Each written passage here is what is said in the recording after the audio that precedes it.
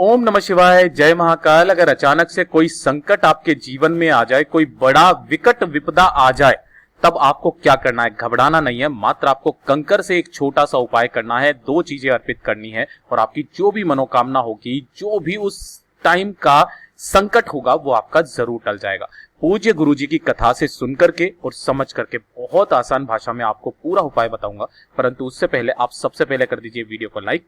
Channel पर जो भी लोग आए हैं पहली बार सब्सक्राइब जरूर करना और कम से कम वीडियो को लाइक करके महादेव जी का कोई सा भी प्यारा नाम कमेंट बॉक्स में लिखना मत भूलिएगा। ठीक है, इस पूरे उपाय में हम 3 महा उपायों के बारे में बात करेंगे जो कि आपकी सारी मनोकामनाओं को पूरा जरूर करेंगे। सबसे पहला वाला जो उपाय है, देखिए, अगर आपकी सुबह दवाई खा करके होती है, इतने ज्यादा बीमार हो, दवाइयां काम नहीं कर रही है, लग ही नहीं रही है, डॉक्टर का पीछा ही नहीं छूट रहा है, घर पर ही आपको एक छोटा सा उपाय करना होगा। एक चौमुखी आटे का दिया बना लेना होगा, घर की चौखट पर रख देना होगा। लेकिन उसको करने का भी एक नियम है जो कि सिर्फ और सिर्फ नवमी के दिन किया जाता है। जब भी किसी भी महीने की नवमी पड़ जाए, आपको उस दिन ये वाला उपाय करना है। जैसे कल ही नवमी है, वो भी सोमवार की नवमी, बहुत ही खास दिन है। घर में कोई सी भी बड़ी बीमारी प्रवेश नहीं करेगी और जो भी बीमार व्यक्ति है वो एकदम से खड़ा हो जाएगा। और यकीन देखिएगा, ये वाला चमत्कार आप अपनी आंखों से खुद से देखेंगे 2 से 3 दिन के अंदर अंदर। कैसे करना है ये वाला उपाय, ध्यान से सुनना, समझने की कोशिश करना। सबसे पहले आपको एक आटे का दीपक तैयार करना है। देखिए, गुरुदेव ने बताया नवमी का दिन, किसी भी महीने की नवमी को आप कर लीजिएगा। दूसरी चीज, समय जो बताया था आपको, वही शाम का समय, जब आपके घर में आरती होती है ना शाम की, उस समय पर आपको यह वाला उपाय करना है। जनरली जो समय होता है वो 6 साढ़े 6 बजे के बीच का होता है, तब आपको करना है। इस तरीके से आपको आटे का एक दीपक तैयार कर लेना है। किस आटे का होना चाहिए गुरुदेव ने इसके बारे में नहीं बताया, आप गेहूं के आटे का ही दीपक तैयार कर लेना है, चौमुखी दीपक। ठीक है, अब इसके अंदर आपको यहां पर 2 बत्ती लगी हुई नजर आ रही है, लेकिन आपको 2 नहीं लगानी, आपको 4 बत्ती लगानी है। 1 2 3 और 4, इस तरीके से 4 अलग अलग बत्तियां आपको लगानी होगी। ठीक है, और इसमें आपको भरना होगा, आधा भरना होगा इसको तिल के तेल से और आधा भरना होगा आपको सरसों के तेल से।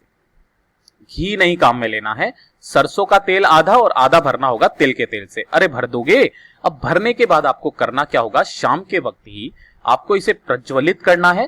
प्रज्वलित जैसे ही आप कर दोगे और उसके बाद चले जाना होगा, जो भी व्यक्ति आपके घर का बहुत ज्यादा बीमार रहता है, उस बीमार व्यक्ति के सर से लेके पैर तक, ध्यान रखना, अगर यहां पर सर है और यहां पर पैर है, तो सर से लेकर पैर तक घड़ी की सुई की दिशा में आपको इसको उसारना है। कितनी बार? 21 बार।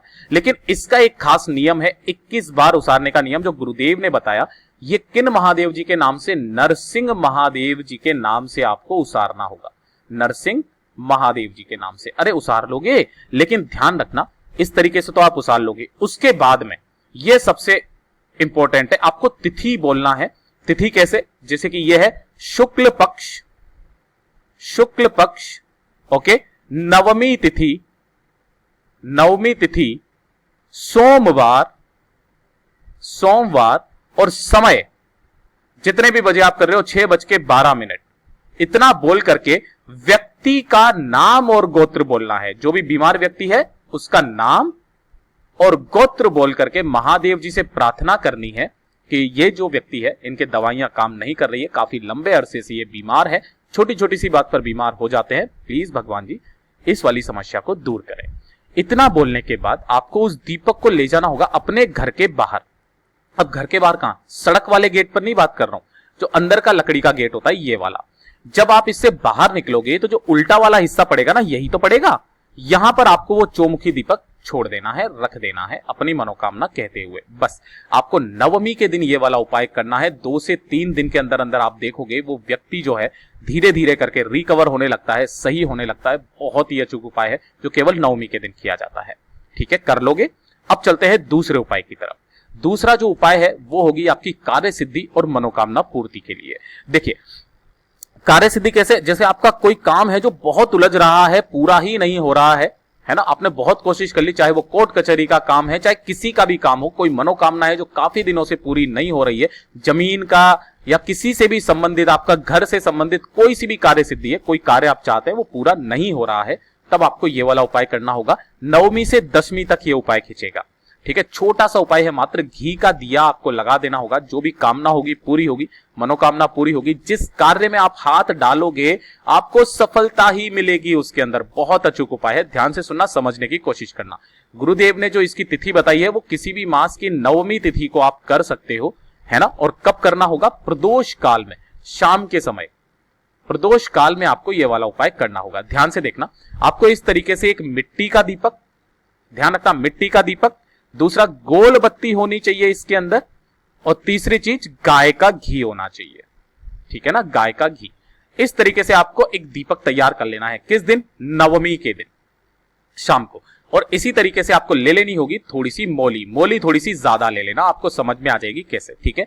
और 1 लोटा शुद्ध जल तांबे का ले लेना होगा अपने घर का, इसके अंदर और कुछ नहीं डालना है। इन तीनों चीजों को लेकर के पहुंच जाना प्रदोष काल में आंवले के वृक्ष के पास। ये वाला जो उपाय है स्कंद पुराण का सबसे खतरनाक उपाय है, जो गुरुदेव ने बताया है। 9वीं के दिन जो व्यक्ति इसको कर लेता है उसकी सारी कार्य सिद्धियां हो जाती है, सारी मनोकामनाएं पूरी जरूर होती है। ध्यान से देखना, एक नियम होता है करने का। सबसे पहले जो आप 1 लोटा जल लेकर के आए हो, ओम नमः शिवाय श्री शिवाय नमस्तुभ्यम का स्मरण करते हुए आपको 1 लोटा जल इसी पेड़ की जड़ में आपको समर्पित कर देना होगा, ठीक है ना। खूब लोग कहते हैं शाम को पेड़ों में पानी नहीं देना चाहिए, लेकिन आप यहां पर जल अर्पित कर रहे हो महादेव जी को, कभी भी कर सकते हैं, ठीक है। पहला काम हो गया। दूसरा काम आपको करना है, जो आप सबसे पहले दीपक लेकर के आए हो ना, उस दीपक को यहां पर ला करके प्रज्वलित कर देना, यानी कि जला देना। घर से जला हुआ दीपक मत लेकर के आना, जलाकर लेकर आओगे बीच में बुझ जाएगा। माचिस लेकर के आ जाना, उससे जला देना। अब जला देने के बाद आपको इसी वृक्ष की ऐसे करके क्लॉकवाइज में कितनी 5 परिक्रमा करनी है। ओम नमः शिवाय मंत्र का स्मरण करते हुए 5 परिक्रमा कर ली।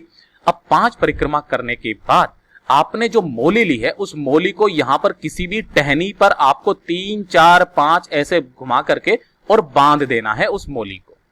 अरे बांध दिया, और उसके बाद में महादेव जी से अपने कार्य की, अपनी मनोकामना की विनती करके अपना नाम और गोत्र बोलकर आपको अपने घर चले जाना है। सिंपली आप घर चले गए। अब ध्यान से सुनना, जब दूसरा दिन आएगा, दूसरा दिन कौन सा? दशमी का दिन।